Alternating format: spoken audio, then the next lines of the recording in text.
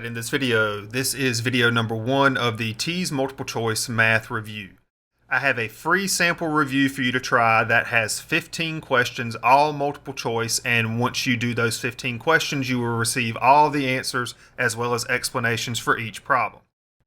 Once you're done with the free sample review, I do have a full review with over 80 questions and with even more to come. This is something brand new. I just created this in September of 2020. You can find links to both the free review and the full review in the description.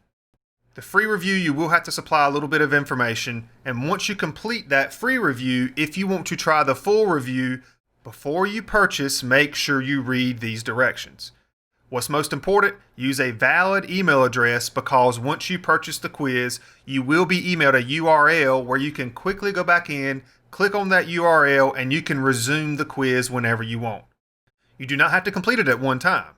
There is a save and continue button at the bottom, which will ultimately save everything and then you can continue it later. Once you do complete it, you can review all the answers, and again, each individual question will have feedback on how to get the solution, and then you can retake that quiz as many times as you would like. Also remember, I will be adding more questions through time, so check back periodically for more problems.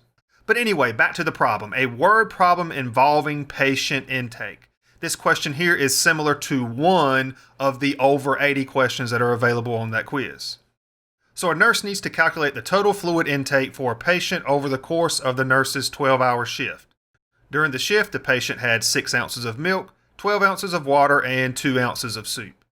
The patient also had a continuous IV pump that was set at a rate of 60 milliliters per hour. Knowing that 1 fluid ounce is equal to 30 milliliters, what is the total intake for the patient, that's both oral and IV, in milliliters during the nurse's shift? So we're looking for a patient's intake. Well, orally we have 6 ounces of milk, 12 ounces of water, 2 ounces of soup. Adding these 3 oral intakes up, we have a total of 20 ounces. Well, we also are given this right here. 1 fluid ounce, I'm just going to write 1 ounce, is the same thing as 30 milliliters. And this conversion is important to know, especially when you pursue your nursing degree further, and even when you become a nurse. 1 fluid ounce is 30 milliliters. Now this is important in this problem because we're trying to find the intake in milliliters. These 3 intakes that we have here, these are all in ounces, and we said that that was a total of 20 ounces. So I'm going to set up a proportion to figure out how many milliliters this is. If we take 1 times x, we get x. We're just cross multiplying here. 20 times 30, this is 600. Therefore, orally, the patient receives 600 milliliters of fluid, so to speak. However, 600 is not our answer. We have to also take into consideration oral plus IV, the total fluid intake. So let's look at the continuous IV pump. Is set at a rate of 60 milliliters per hour. So we have 60 milliliters, but it's not just 60 milliliters. It's 60 milliliters every single hour. 60 milliliters per hour. Well, how many hours are we talking about?